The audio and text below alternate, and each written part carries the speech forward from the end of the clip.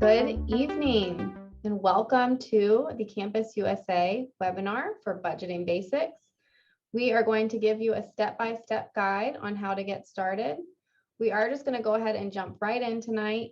So we're respectful of everybody's time, but we'll go through a few generic slides here to get started. So my name's Caitlin. I'm with the marketing department here at campus. We also have Kendallyn Gordon. She's a service center manager out of Tallahassee. And we have Robert Whitney. He's an assistant manager out of Lake City, and they're budgeting experts looking forward to sharing with you guys some information that will really help you get started on the right track. So you can see and hear us, but we have muted your microphones and turned off your cameras, but we'd love to hear from you if you have any questions. If you do, please put them in the chat box and we'll answer them there directly, or we will bring them up for the group to address them in case it's information we think everybody may benefit from.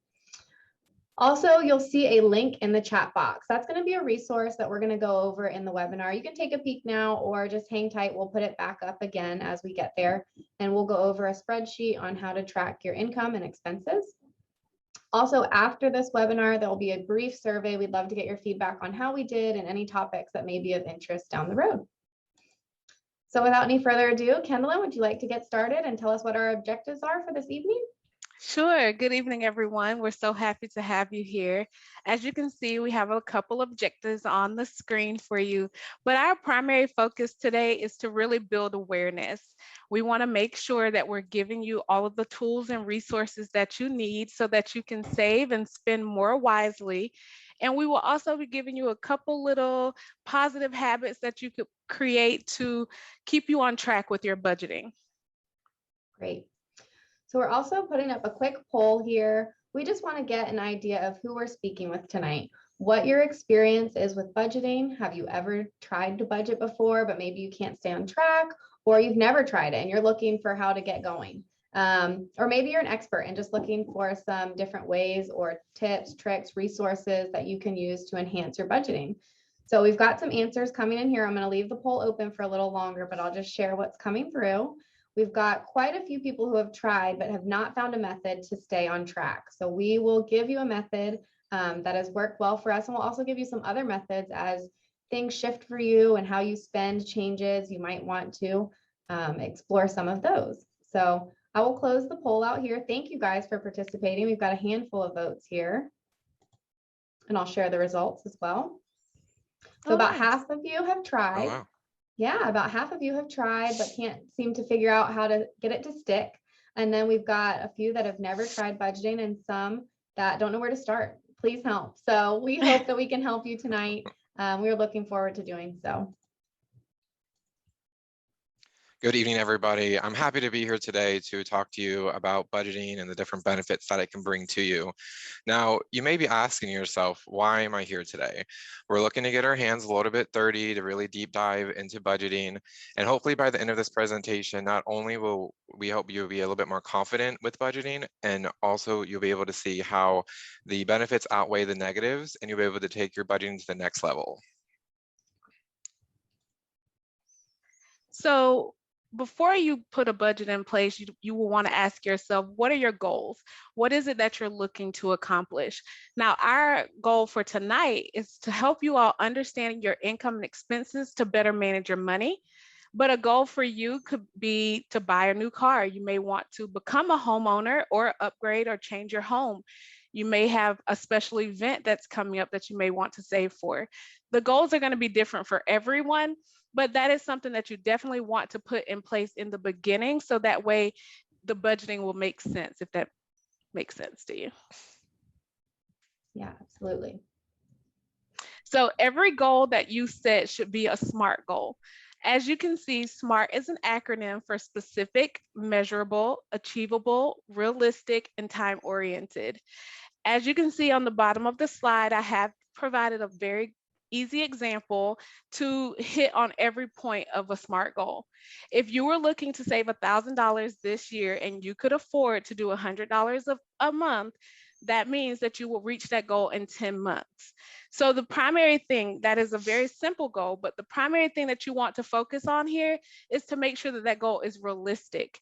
If in your current budget you aren't able to save $100 a month, then you want to make sure that you adjust that and make your time frame longer. However, it could vary from person to person, but just make sure that you're setting a realistic goal so that you're not putting any unnecessary burdens on yourself to accomplish whatever goal you set. As Kenilyn was saying, the number one goal is you do want to be realistic when it comes to your budget. You want to be honest with yourself. You want to make sure you're accurately tracking what comes in, what goes out, so that way you can truly see where every cent is going, and that way you're being able to set up a realistic budget for yourself in the future.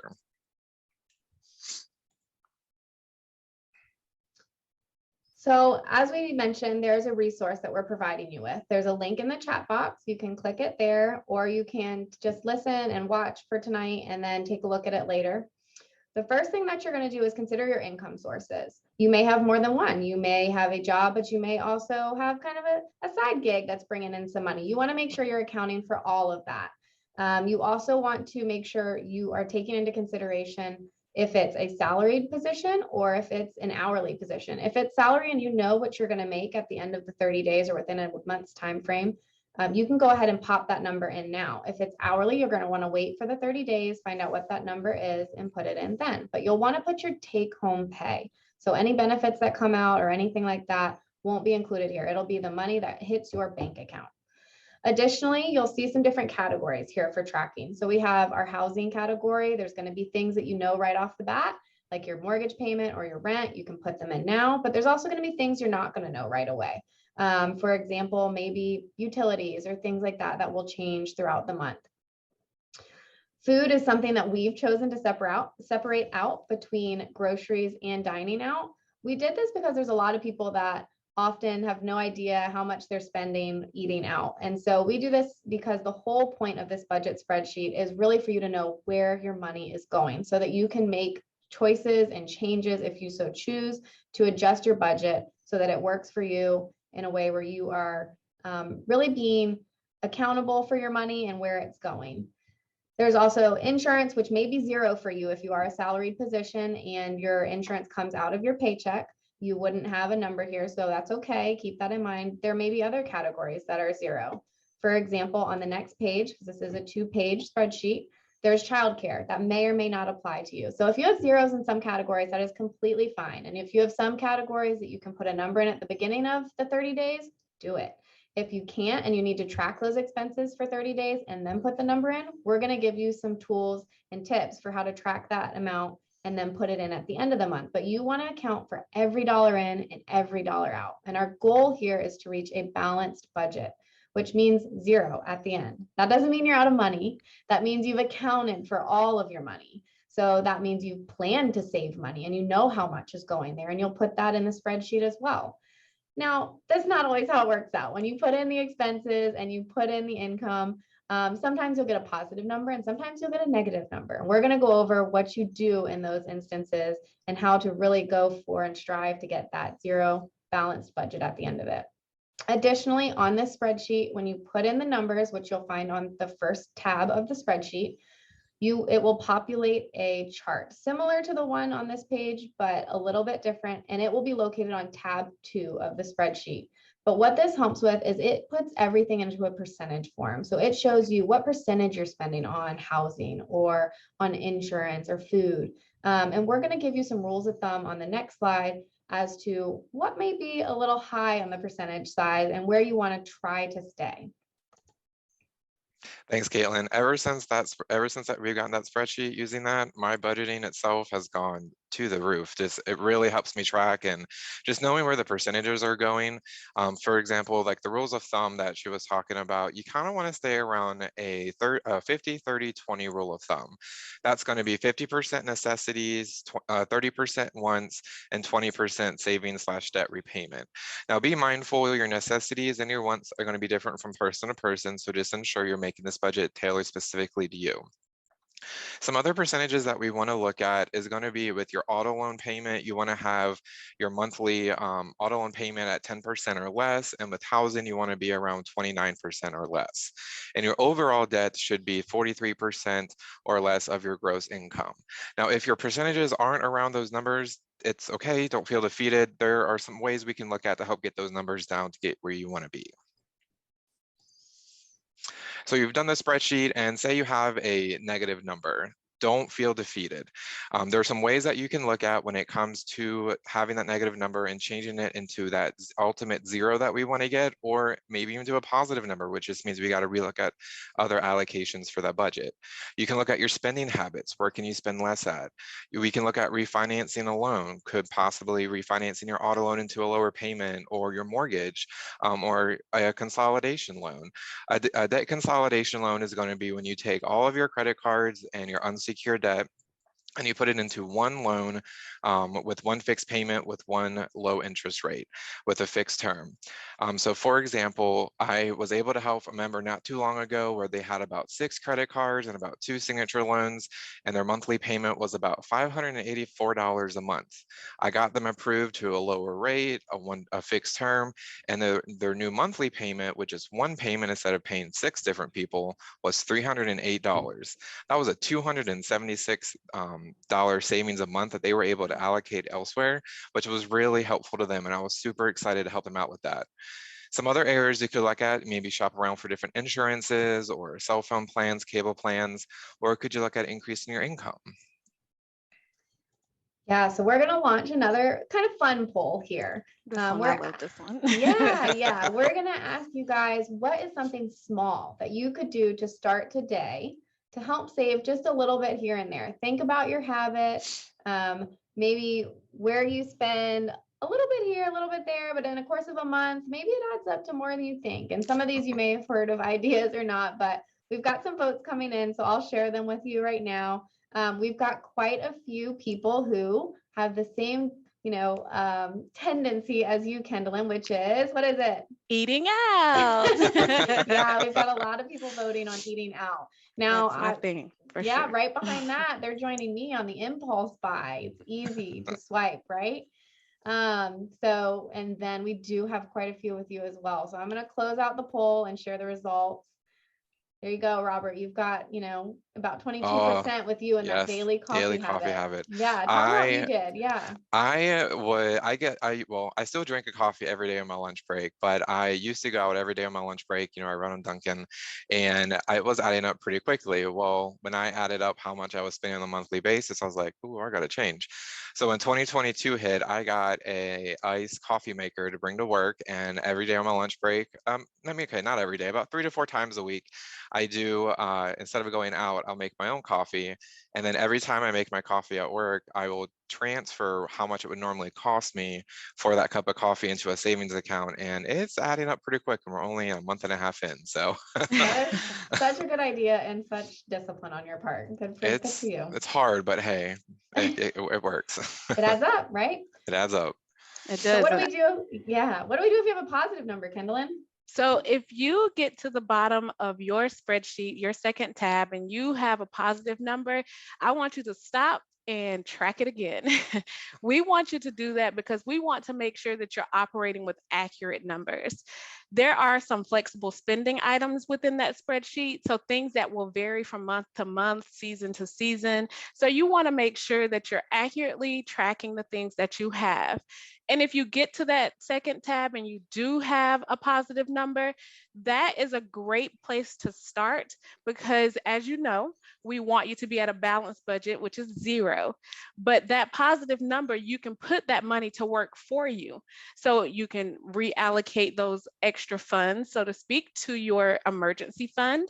The emergency fund, a rule of thumb for that is about 3 to 6 months of your income and your expenses. So that way, if something were to happen, unfortunately, you would be able to cover those expenses without relying on your credit cards or other debts. But if you already have a good amount going to your emergency fund, you can then put that money to work in your SMART goals that we talked about. So whatever goal it is that you set for yourself prior to implementing your budget, that is money that you could reallocate to that. And also, one thing you could do as well is use that money towards those flexible spending items in the future. So you can put it in your savings account. So when, summer care comes up, something you may not think about for childcare or whatever your unexpected expenses are, you'll have that money to the side for it as well. Great ideas, Kendall. So you say you're going to have different types of goals with your budgeting. Now you can have multiple goals at once, or you can just be focusing on one goal. But when it comes to goals, they're going to be categorized in 3 different categories. It's going to be either a short-term goal, an intermediate goal, or a long-term goal. Some quick examples are going to be, Caitlin, I know you have a short-term goal of a summer vacation coming up. Me, for example, I want to get my car paid off in less than 5 years, so I'm going to be in the intermediate section. I know Kendall's working hard to get her mortgage paid off, so that's going to be in the long-term goal of 5+ years. And the great thing with Campus as well is that we do offer multiple tools and different accounts to help you save towards your goal.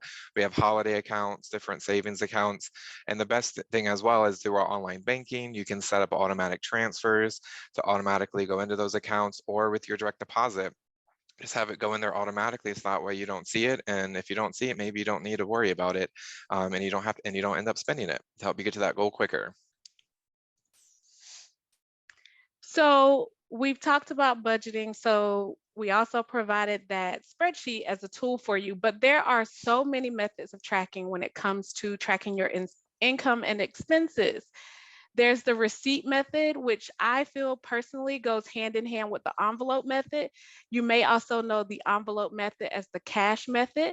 So the envelope method would allow you to go in, get your money out for the month for whatever it may be, your mortgage, rent, car payment, gas, utilities, and you put it in their designated envelope.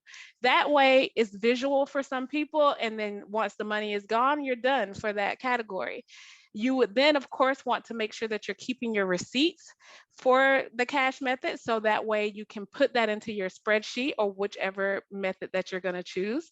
So you can see exactly where your money is going, because remember, we're here to build awareness. We want to know where that money is going. So that way, if you need to make tweaks, you can make it in the correct area.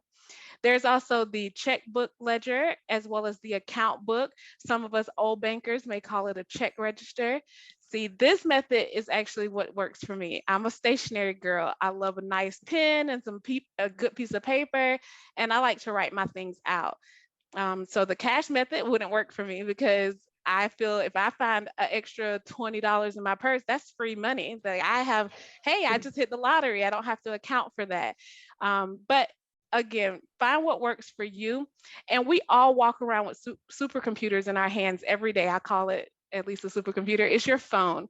Your phone has so many resources that can help you track your budgeting. So you want to make sure, again, that you're using the method that works best for you, and even tailoring it to potentially use a combination of the tracking methods available. Yeah, thank you, Kendall. So we're going to launch another quick poll here. We're going to ask you, what is your most common way of spending? Now you can select more than one item here. It's not just one. But Kendall gave a great example of how if she finds cash, she thinks it's free money. And there are people, I tend to feel the same as Kendall, but there are people who feel the exact opposite. And when they swipe a card, they really don't feel it coming out of their wallet or out of their bank account, because it's just so easy to swipe. And so for some people, that cash is really what helps them realize, hey, I'm spending money. So you got to think about, kind of your own psychology around money and spending, and what helps you build the most awareness. But we've got some votes coming in. We actually have quite a few cash users, more than I would have expected. So we've got about... I'm interested to see the results. Yeah. So I will close it right now to share with everybody. We've got about 50% people who use cash. And again, you were able to select more than one method. Nobody's using check these days, which is not a huge surprise. We do have some credit card users, and actually more debit card users than credit card users. So that's interesting as well. And then we also have some virtual spending. So I will say that when I started budgeting with my husband, we started an envelope method because we did all cash, and that was just how we were taught to budget through a particular program. And we did it and it worked for us to learn how to budget, but it wasn't working for our lifestyle. We really preferred to swipe a card. It was just convenient. It was how we chose to spend. So we gradually shifted from an envelope method to more of an app that tracks our spending and things like that. So know that whatever method you're using, you might use a combination. You might use a digital method, but also write down some things as you spend some cash and then input that a different way. So it can change and you can use a combination, but what's going to help you decide where to start is how you spend, right? So if you're always someone who swipes, virtual might be best. If you're someone who incorporates cash, you might want to look at one of the other methods. Kendall, whenever you find cash in your wallet, you should just put it into a change jar. I bet I it will think add I up will quickly. start doing that actually. Probably a better idea. So the great thing as well with Campus USA Credit Union is we have some great financial tools for you to use as well. With our online banking, we do have the Campus dashboard to help also with your budget. And we also have options to set up alerts. Be proactive with those alerts. For me, I have it set up personally. Every time I swipe my debit card, I get a text message. It doesn't matter what the amount is. So that way I can always see what I've been spending. I don't have to keep receipts. I can just go back to that text string and see exactly what's come out when I go to look at my budget, my money at the end of the day. You can also set up every time you have a deposit go in, and if for any reasons you're having and you need some help with those, set up those alerts, just call us. We'll be happy to help. Come and see us inside the branch, and we'll be happy to help tailor it to your needs and how it will work for you. So you may be asking yourself, now what? I've attended the webinar. I am aware of what's going on. We just want you to get started right now. Right now, in the middle of the month, just start tracking. Track the things that you know that you have going on. Your income, your needs, your necessities, and any other spending that you have going on. Do not burden yourself with going back 30, 60, 90 days in the past. Just start today tracking with whatever method works for you. And remember, the method may vary depending on how you spend, but also that you could use a combination of methods as well to start tracking. So once you input all of your income and your spending into that spreadsheet, that's where you're going to get your positive or negative number. I'm pretty sure we have some overachievers in class today that may end up with a balanced budget at the end of the spreadsheet. But if you do, fantastic. If not, just think back on the things that we told you to do to help you get to that balanced budget. And then utilize that pie chart. I love the pie chart because it's very visual. And when my percentage of eating out starts to get a little bit high, that's when I'm really like, okay, it's time to take something from home to, to eat for lunch today. So just remember, whatever your 50, 30, 20 is, it's going to vary from person to person, again, simply because I personally don't have to account for childcare, but Robert does. And so it's going to be different for everyone. So just make sure that you're tracking it and using that pie chart, and then use the next 30 days as an evaluation period. Remember, don't wait till the end of the month. Don't feel like you have to go back to the beginning of the month. Start right now and just give yourself a full 30 days and then make those adjustments as needed when you go forward. Yeah, and the longer you do the budgeting, the easier it gets, right? I mean, it kind of becomes like clockwork. Yep, just becomes a habit. Yeah, so after this evening's webinar, you will get an email of the recorded webinar. It'll have a copy of the presentation, the slides that we've shared, and also a link to the resource, that budgeting spreadsheet that we've gone over. It'll also live on our website as well, so you'll be able to access it at any time. But we'd love to hear from you. If you have any questions right now, feel free to put them in the chat box and we'll be happy to address them for the group. Or if, as you start this process, if you go to download the spreadsheet, if you have any issues with that, email us, feedback@campusu.com. We can email it to you. We can give you any tips and tricks that way. But also don't hesitate to follow us on social media. We have lots of information there as far as budgeting and all sorts of fun things at campus, including just kind of the staff you get to interact with. And we appreciate you guys spending the evening with us tonight, learning how to budget. And yes, we thank you for your participation in the poll, and we hope you guys gained something from this evening. So it looks like we don't have any questions coming through right now, so we will close out the webinar. Again, thank you for joining us. We really appreciate it. Hope you have a great evening. Thank you, everybody. Hope you have a great evening. Thanks, everyone. Have a great evening.